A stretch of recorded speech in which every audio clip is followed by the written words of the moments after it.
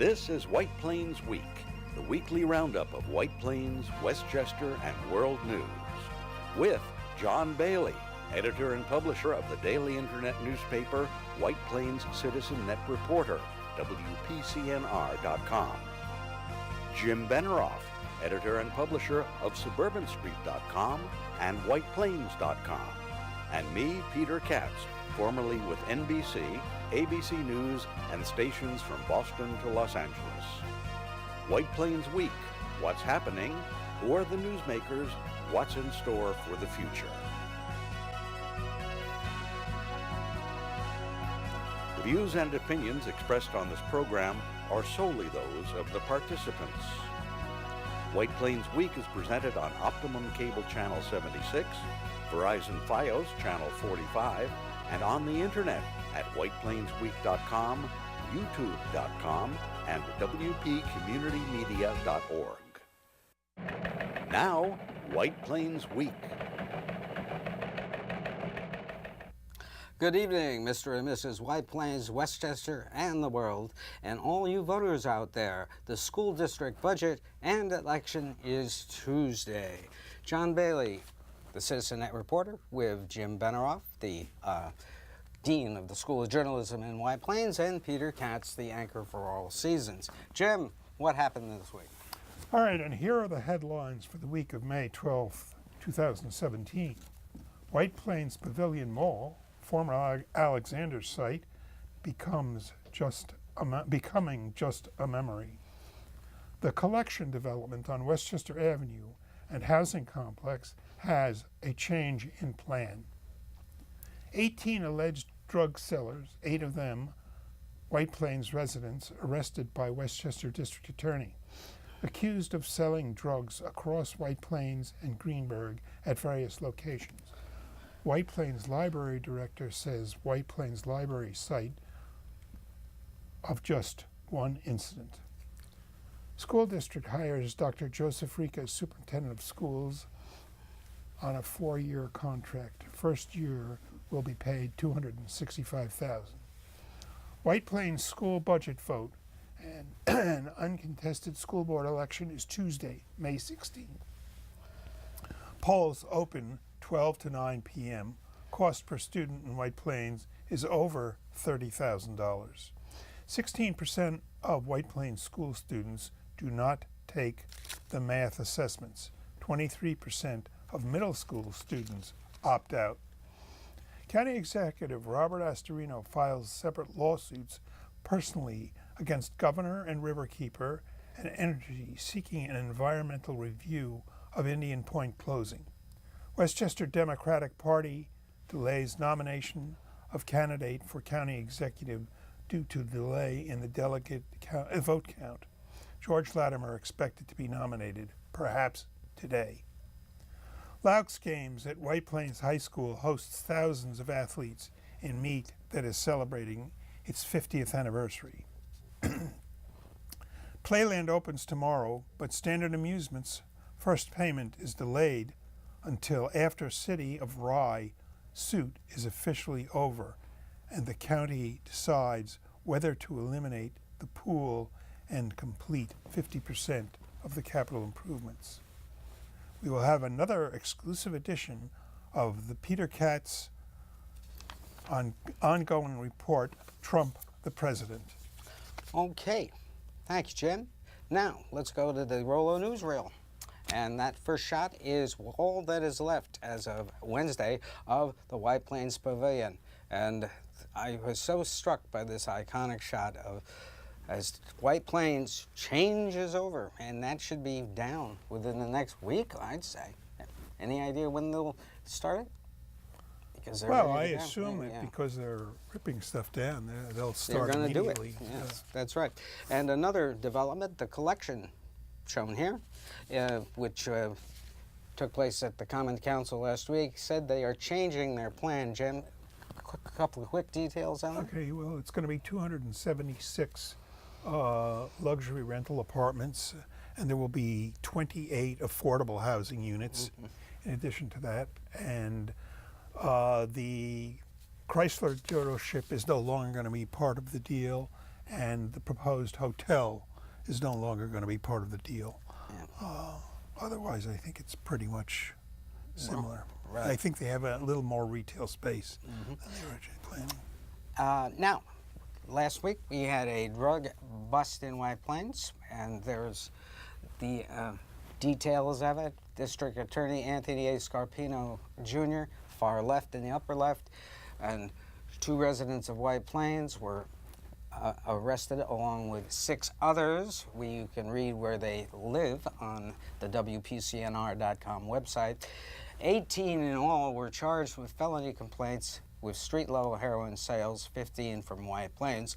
And this last Monday, Jim, the director of the library, Brian Kinney, issued this statement on the library website saying that basically there was only one incident that the library was involved in, even though the district attorney made it a feature of his press conference, mentioning that 159 Lex and the library were involved, but with no detail.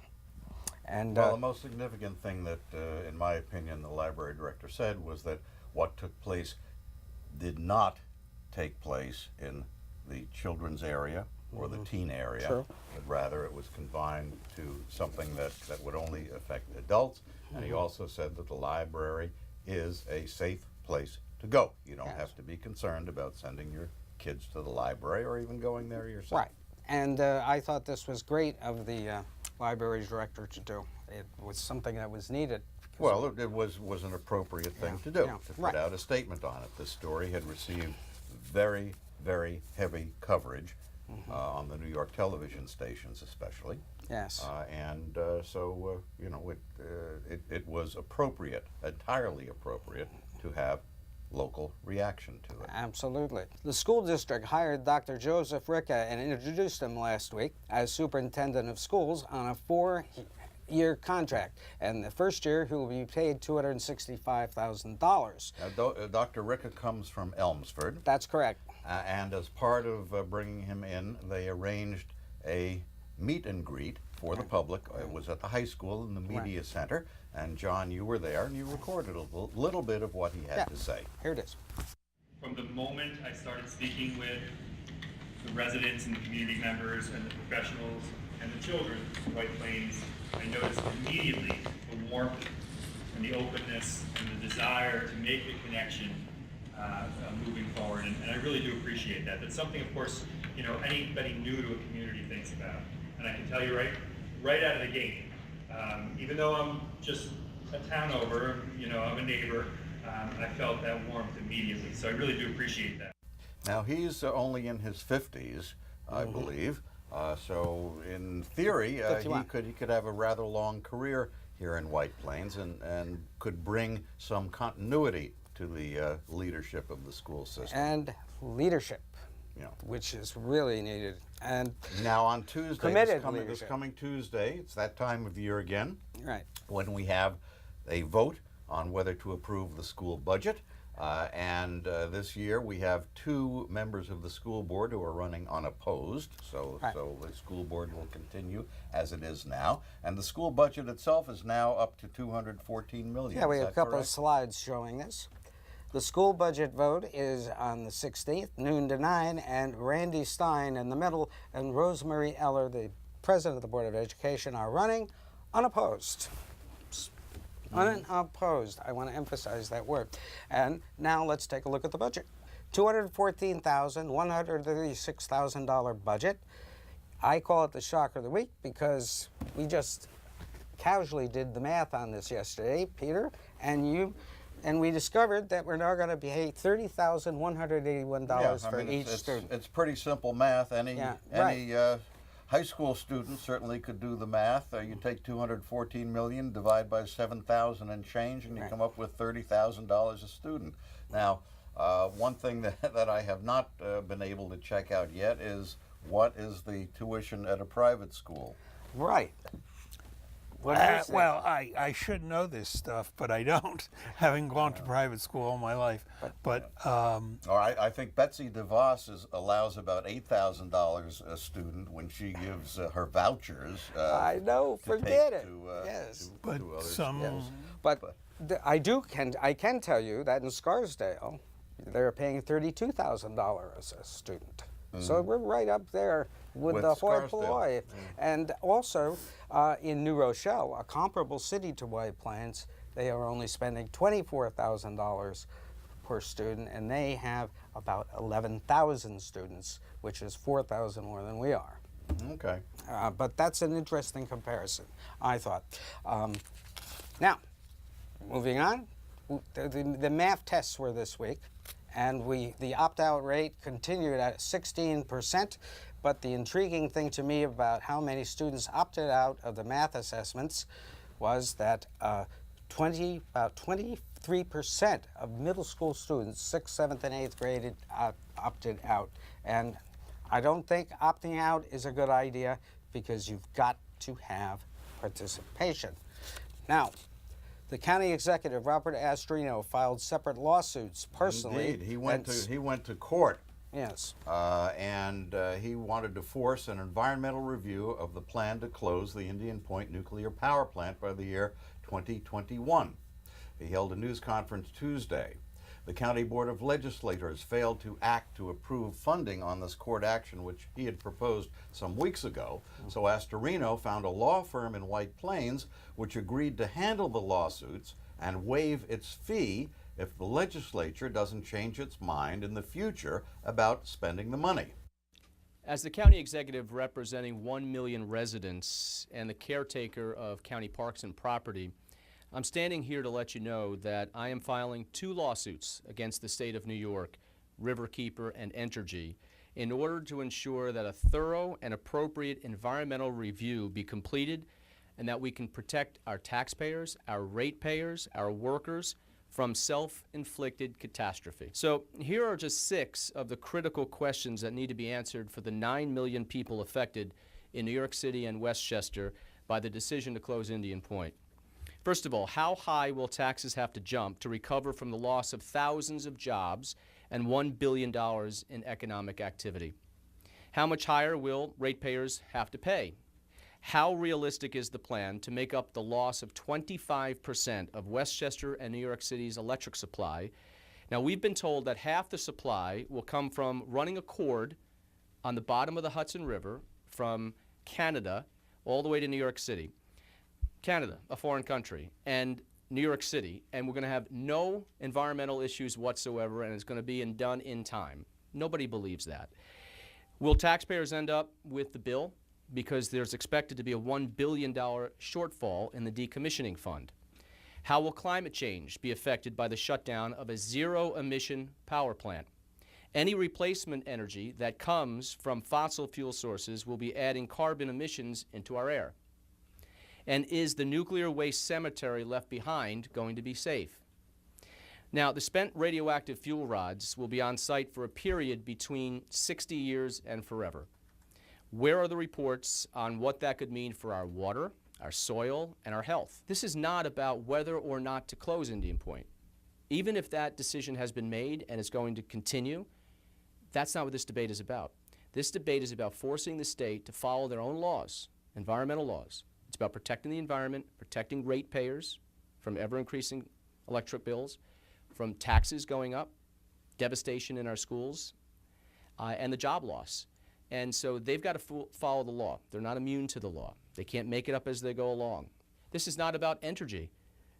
Entergy has been an amazing corporate partner in Westchester. I think they're wonderful what they've done for our community. And I know this part of it is about an economic decision by Entergy. But I do think the state was going in one direction. They were planning for the relicensing of this nuclear power plant for another 20 years. That's what they were supposedly studying.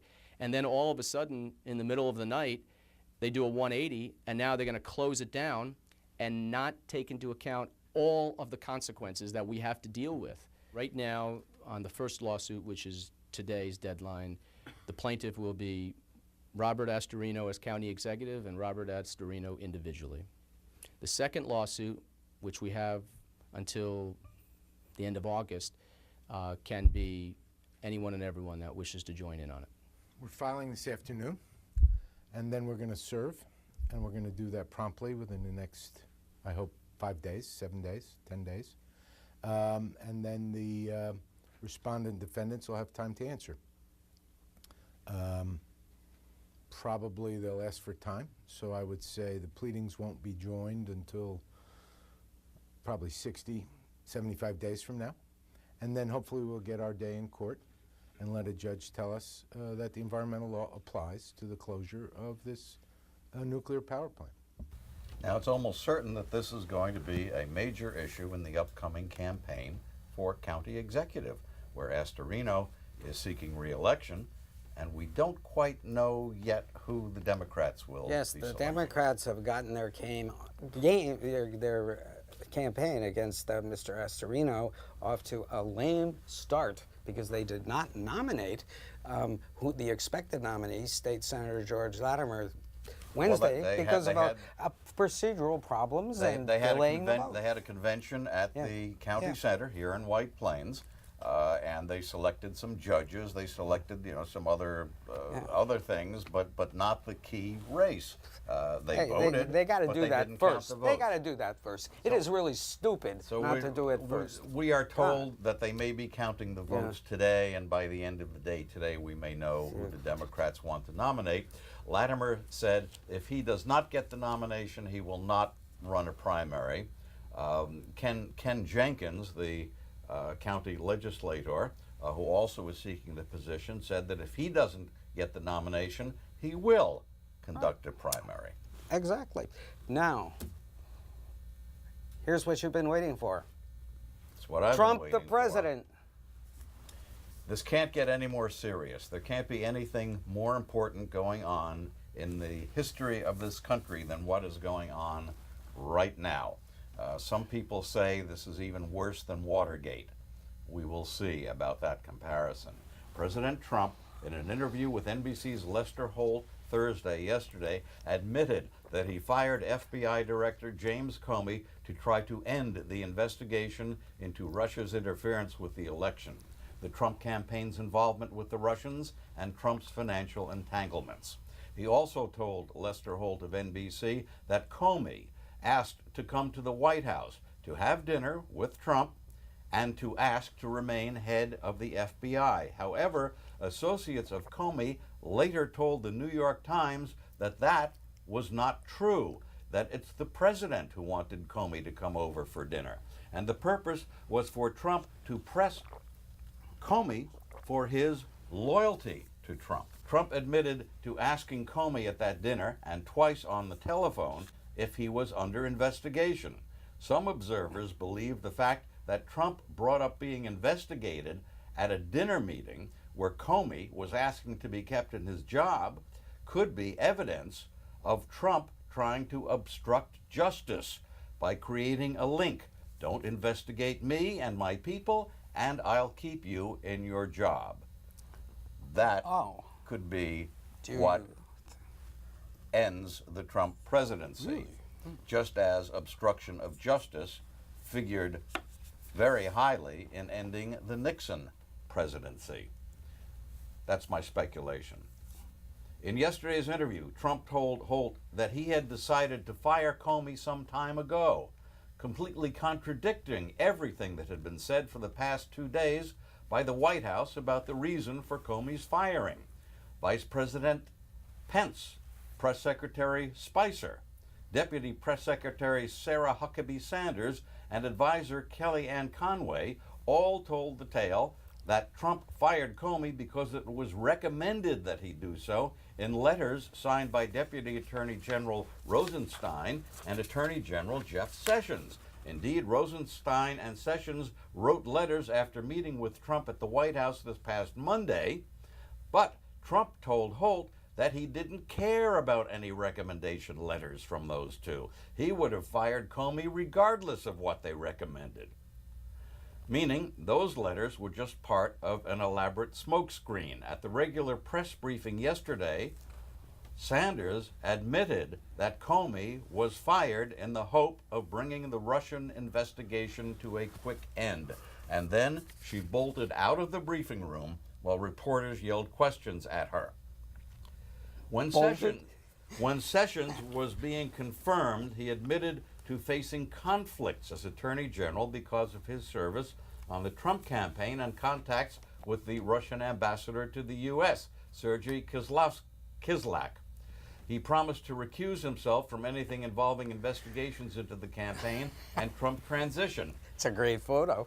Yeah, I'll tell you about that photo in a minute. Yeah. But the fact that Sessions signed an official letter recommending that the man running the investigations be fired is proof that Sessions went back on his promise to recuse himself. Trump signed an executive order this week setting up a commission looking into his discredited tale that 3 million people voted illegally in the presidential election. 3 million just happens to be the number of popular votes that Hillary Clinton beat Trump by. The commission will be headed by Vice President Pence and Kansas Republican Secretary of State Chris Kobach. Many believe its purpose will be to recommend voter suppression rules similar to the ones which have been used in some states to prevent minorities from registering and voting.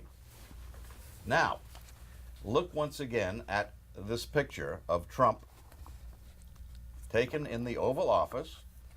That is the Russian ambassador to the U.S. Now, this was going on while the country was in a tizzy over the firing of James Comey as FBI director. Now, the American news media was kept out of the Oval Office, but a photographer for TASS, the Russian state-owned news agency, was allowed into the Oval Office Wednesday during Trump's meeting with Russian diplomats. Former U.S. intelligence officials say the Russian photographer could have brought bugging devices into the Oval Office, hidden in the photographic equipment, and planted them in the Oval Office. Like in the couch. Now, the photos of Trump's meeting with the Russian Foreign Minister Sergei Lavrov and Ambassador Kislyak were made public by the TASS news agency. And when that happened, the White House played down any dangers, saying the photographer and his equipment were subjected to a security screening. But people who know said the screening would not have been able to detect a bugging device. Now, I have undergone White House security screenings myself, and so has my photographic equipment, and I can tell you that I agree. The screenings would not have been able to detect a bugging device. No strip search, huh? And administration officials said the White House had been misled about the role of the Russian photographer. Russian officials had described the individual as Lavrov's official photographer, without disclosing that he also worked for TASS, the Russian news agency. White House officials said they were surprised to see the TASS photos online and on TV and in newspapers, showing Trump shaking hands with all the Russians. April 29th marked Trump's 100th day in office, and it also marked the day that there were numerous demonstrations around the country to decry Trump's claim that climate change is a hoax perpetrated by the Chinese. On April 29th at 5 o'clock in the morning, a bus was being loaded at the North White Plains train station to take activists from Westchester to Washington, D.C. It was part of the climate marches taking place in many cities around the country. Greta Zarro of the group Food and Water Watch was an organizer of the trip. Today we are going to the People's Climate March in Washington, D.C. to march for climate, jobs, and justice. We're advocating for 100% transition to renewable energy and a ban on fracking. We've seen in the first 100 days of the current administration that Donald Trump wants to roll back environmental protections, promote more fracking and pipelines, and privatize our water systems. So today we're marching on the 100th day to say that we won't stand up for his anti-environmental agenda. Donald Trump is calling for 1/3 of the EPA to be cut, laying off 20% of the workers, and cutting key programs that protect our water, our air, our food, and our climate. So we're calling on Senator Schumer, the Senate Minority Leader, to lead the defense for our climate, for the sake of our communities and our health. The Washington event attracted somewhere between 150 and 200,000 people. Actor Leonardo DiCaprio led the marchers in front of the Trump International Hotel, White House, and to the Washington Mall. Here in White Plains, there was a late morning demonstration at the fountain by Main and Mamaroneck, which was attended by about 200 people. Now, as we speak, nationwide, organizers are trying to put together a march on the White House and marches in other cities to protest the firing of James Comey. Well, does anybody want to have some fun this weekend? Playland opens on Saturday at But the weather 11 in the forecast morning. says that certain areas may get as much as 2 or 3 inches of rain, and it's doubtful. Might be climate change. It's doubtful that there will be any kind of sunshine or even break in the weather to allow the Playland opening to go forward. But nonetheless, check the forecast tomorrow, Saturday, when the Playland opening is supposed to take place. However, within the last week, there was a discussion, a press release actually, of how Standard Amusements is going to finally pay us their upfront money. To take over and operate Playland. That's right. Now, according to the press release, Standard Amusements will pay the county $750,000 after a final determination is made with regards to litigation with the city of Rye, and it is not known whether they are going to appeal the fact that the judge threw out their suit, because the judge said they had no standing. Now, Standard Amusements will make another $750,000 payment to be placed in a special reserve account to be paid when the Board of Legislators adopts legislation to replace, renovate, or remove the pool for future use as a concessions area. Such legislation must be enacted by December 31st, 2017, so it's going to be a long time before we see a dollar from Standard Amusements. I mean, this is really, never work with a hedge fund guy, because he always hedges his bets. In fact, you know, if one does not know whether or not Amusements will walk away if they decide to keep the pool. You know, there are 2 other things scheduled for this weekend that you might want to check the weather on to see if they're actually going to take place. One is the Loucks track meet, 50th anniversary of that. Yeah, it's supposed to be over at the high school, but again, if it rains Saturday, I don't know what they do. There may be some things they could do inside. And also, over at the DPW site on Gedney Way, they're supposed to have a truck day where all the kids, that's been postponed. That has been postponed. Postponed Jim. again. May 21st. Okay, we congratulate Dr. Nicole Boykin, who has a run at the Loucks games named after her. Benjamin Boykin, proud father, and Dr. Nicole Boykin, a great athlete and a great doctor. John Bailey saying good night for Jim Benerofe and Peter Katz, and for White Plains Week. This has been White Plains Week, news and commentary about White Plains, Westchester, and the world. The views and opinions expressed on this program were solely those of the participants. White Plains Week, produced by White Plains Citizen Net Reporter, and presented on Optimum Cable Channel 76 and Verizon Fios Channel 45.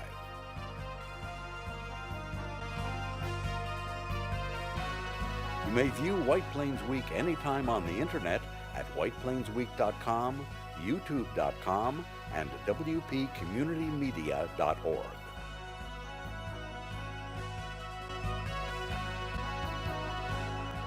For White Plains Week, this is Peter Katz speaking.